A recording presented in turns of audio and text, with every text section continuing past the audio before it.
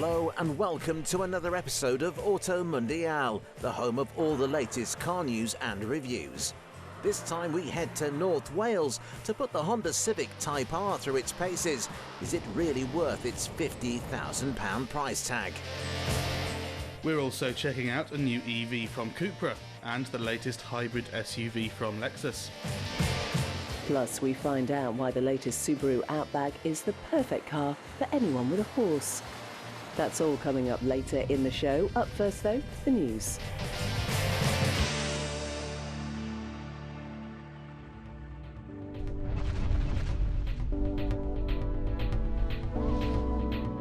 Renault has slashed the price of its electric Megane E-Tech, undercutting rival cars from Volkswagen and Kia.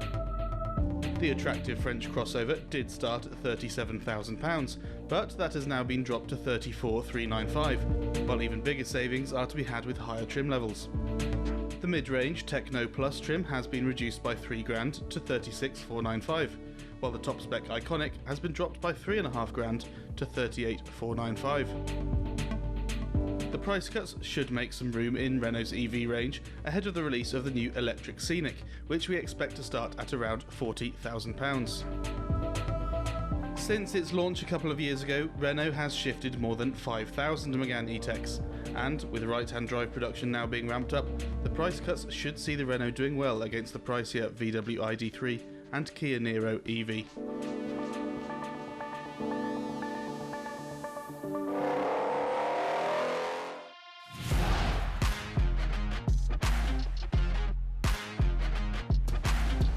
It wasn't that long ago that UK buyers had a selection of jacked-up off-roady estate cars to choose from. Skoda, VW, Audi, Volvo and Mercedes, among others, all added some scratch-resistant black plastic and four-wheel drive to their family load luggers to create some of the most versatile cars on the road. Now though, with just about every car maker offering some sort of crossover or SUV, it seems to be a niche corner of the market that's all but dried up. Thankfully, however, the brand that invented the segment is still at it: Subaru.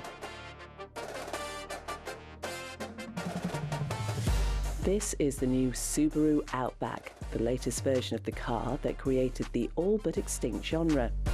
But while Subaru has stuck to its roots in terms of the car's capabilities, this is a very different car to Outbacks of old.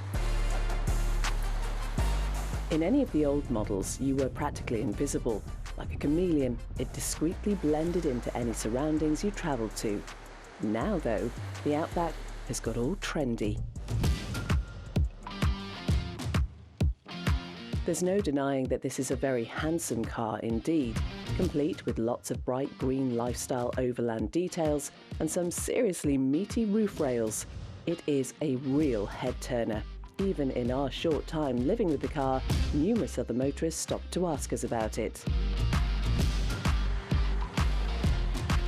So Subaru has nailed the styling, but will it still appeal to the Outback faithful, country folk? Well, despite its funkier design, it still manages to blend in well here in rural England, especially in this colour. The last thing you want to be seen in round these parts is a snowy white German saloon, and the Outback does a great job of disguising its driver's economic status. It's built to last too.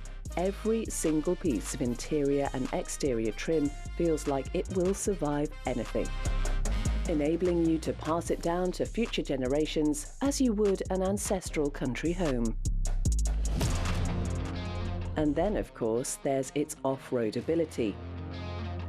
It may be an estate car, but the Outback will put most soft-roaders to shame with generous ground clearance and a genuinely impressive X mode, which tailors the car's manners to a variety of terrains at the tap of a screen.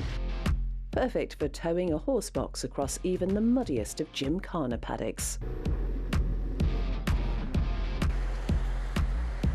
On the road, it's perfectly pleasant, although the performance does seem a little modest for a big 2.5-litre car. The 4-cylinder Boxer engine produces 167 bhp, eventually reaching 62 miles per hour from rest in 10.2 seconds. It isn't the most refined engine, and the stepped CVT gearbox often feels like it's working the motor quite hard for relatively little reward. Fuel economy isn't great either, with an official combined figure of 33 miles per gallon. Likewise, the interior isn't on par with anything from Germany. The big central screen is nice and there's plenty of kit thrown in, but mostly the cabin feels slightly dated. When was the last time you saw a new car with alarm sensors like this? It's not all bad news though. The ride quality is excellent and the seats are brilliantly comfortable. It also handles much better than you'd expect, remaining surprisingly flat through corners and delivering the sort of steering feel that made all-wheel drive Subarus so iconic back in the 90s and 2000s. That, coupled with its enormous 561-litre boot and relatively dainty 1.6-tonne curb weight, make it a truly enticing alternative to the wave of big, numb SUVs. The latest Outback then looks set to continue to appeal to its loyal rural fan base, but with its standout handling, impressive off-road ability and on-trend styling, it seems there's less reason than ever to buy a crossover wherever you live.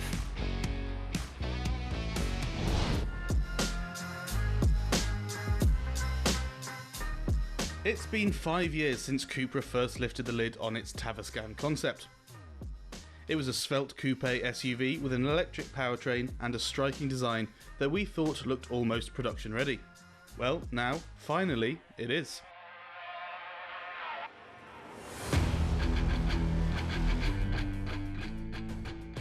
On first impressions, it doesn't appear to be quite as curvaceous as the concept from 2019, but it retains the low roofline and some impressively large alloy wheels.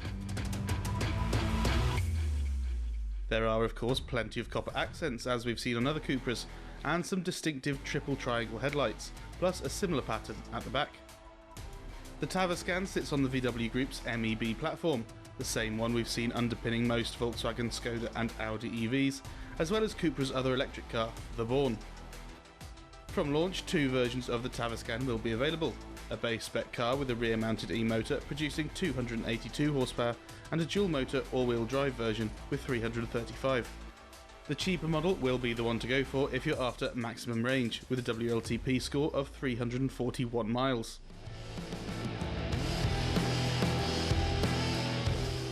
The sportier VZ model's range drops to 321 miles, but it can hit 62 miles an hour from a standstill in 5.6 seconds. It's pretty quick to charge too. With a 135 kilowatt charger, it'll go from 10 to 80% in half an hour, and 62 miles of range can be added in 7 minutes. Step inside and you find a sportier cabin than you get in alternatives from Volkswagen. A pair of stylish bucket seats are fitted as standard, upholstered in recycled fabric. Some ambient lighting is thrown in, and plenty of copper bits for good measure.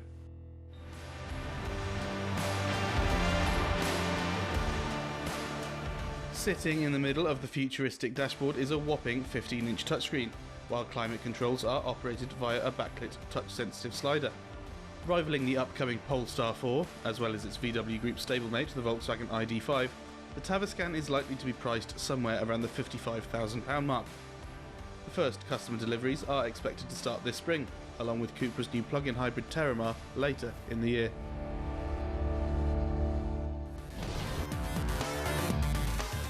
After the break, Japan's greatest hot hatch unleashed on the winding roads of North Wales.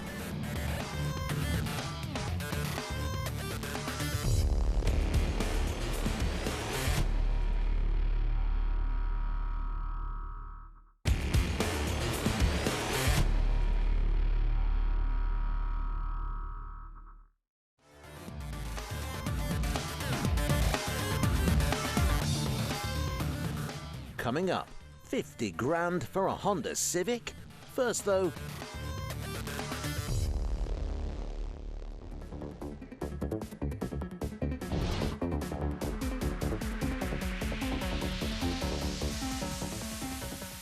the new 5th generation Lexus RX is here with a new look but some familiar hybrid tech.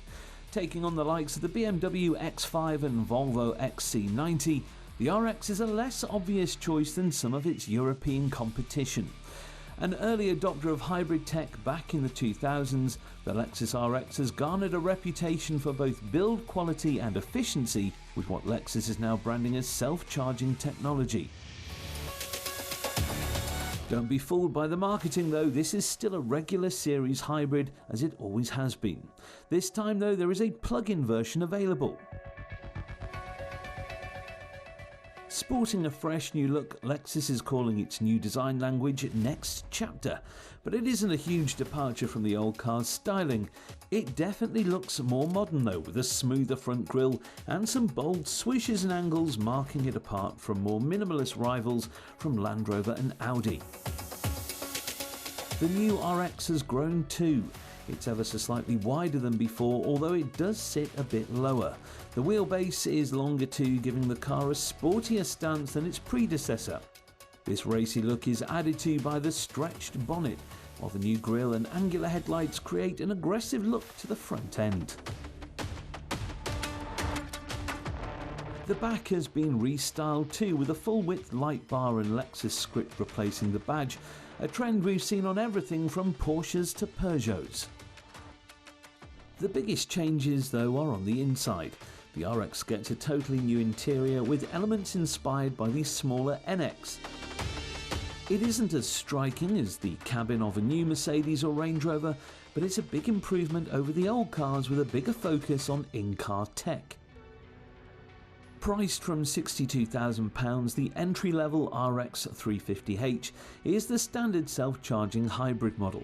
Powered by a 2.5-litre 4-cylinder Atkinson cycle engine, the 350h combines with the pair of electric motors for a combined output of 247 bhp. That's enough to see it from 0 to 62 in 7.9 seconds. Like many other Toyota and Lexus products, the power is sent through a droney CVT gearbox, detracting from the car's otherwise hushed refinement. Next in the lineup is the 450h Plus, the first plug-in RX. It makes use of the same 2.5-litre engine as the 350, but this time pairs it with a more powerful hybrid system for a combined 304 bhp. At an extra $5,000 over the 350, we can see this being the most popular model with its extra grunt and a 40-mile electric-only range. Top of the RX pile though is the 500. Offered exclusively in F-Sport trim, it commands a $15,000 premium over the standard car, increasing performance while efficiency suffers. Using a slightly smaller 2.4-litre turbocharged engine, the 500 ditches the CVT in favour of a 6-speed automatic. There's just one electric motor this time, mounted on the rear axle for a combined 366 brake horsepower. Performance is greatly improved, hitting 62 miles per hour from rest in 5.9 seconds. In this realm of the market though, there are plenty of cars to choose from. Not least this, the brand new Porsche Cayenne e-Hybrid. Ever so slightly cheaper than the RX 500, on paper, the Porsche seems to have the Lexus beaten. It'll hit 62 from a standstill in under 5 seconds, and achieve incredible MPG figures thanks to its plug-in hybrid system, if you remember to plug it in.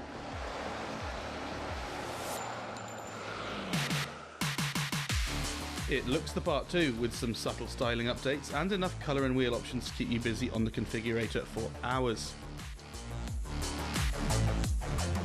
The interior is a bit more conventional than the one in the Lexus, but it's modern, functional and packed full of tech.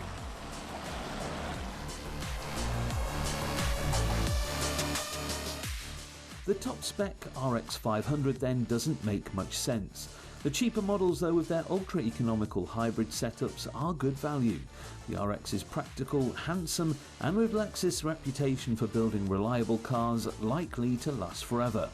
Go easy on the options list and the RX is an easy car to recommend.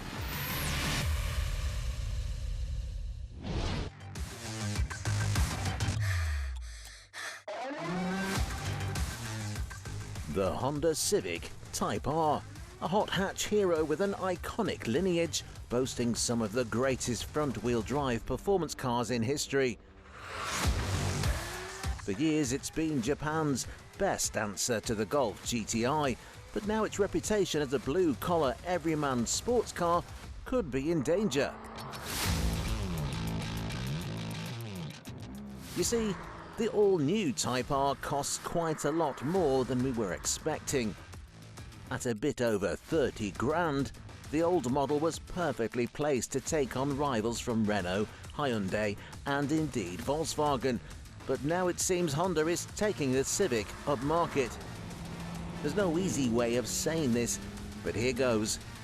It's £49,995. Yep, you heard that correctly. 50 grand. That's over 5,000 more than a Golf R.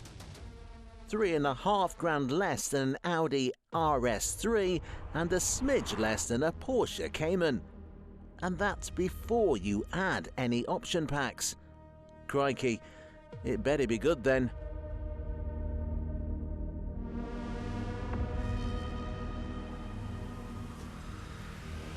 Well, under the bonnet is the same 2-litre engine you got in the old car, this time producing an extra 8 horsepower thanks to a freer flowing exhaust and an improved turbo, plus numerous small tweaks and changes.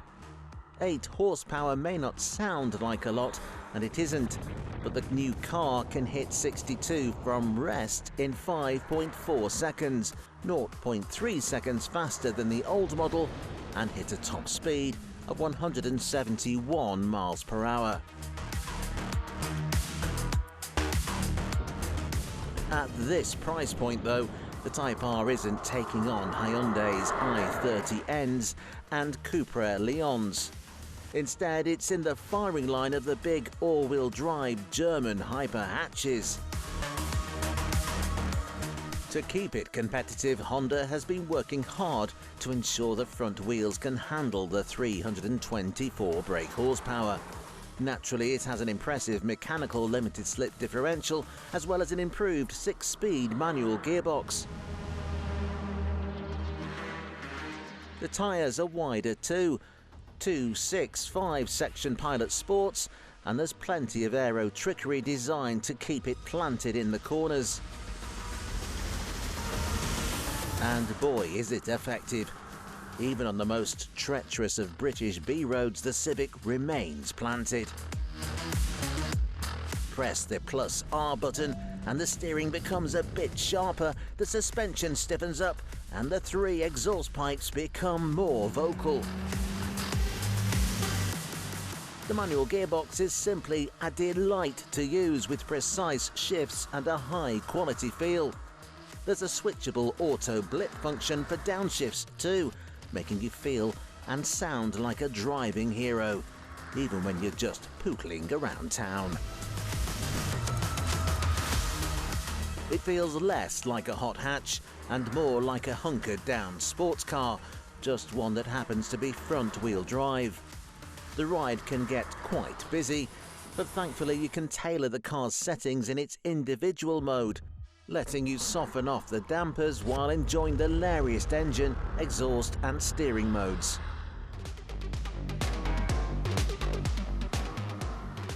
This allows you to really enjoy the brilliant handling as the incredible differential pulls you around tight bends with seemingly minimal effort.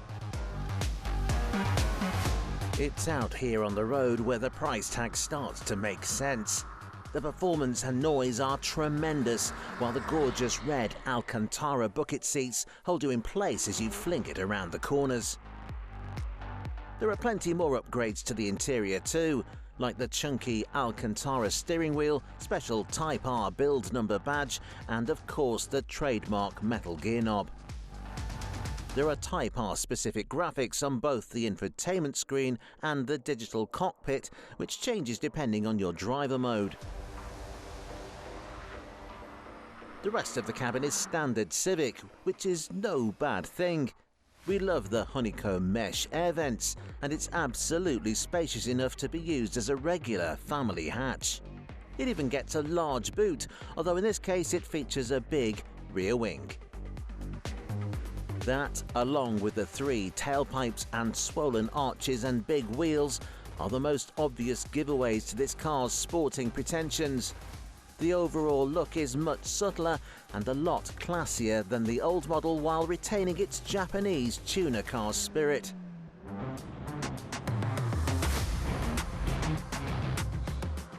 There are numerous factors for the new Type-R's price, not least the fact it's built in Japan now, not Swindon. But it really is a compelling, more engaging alternative to offerings from Audi and AMG. It may not have a swanky badge on the front, but as an everyday car that can produce huge smiles, the new Civic Type-R takes some beating.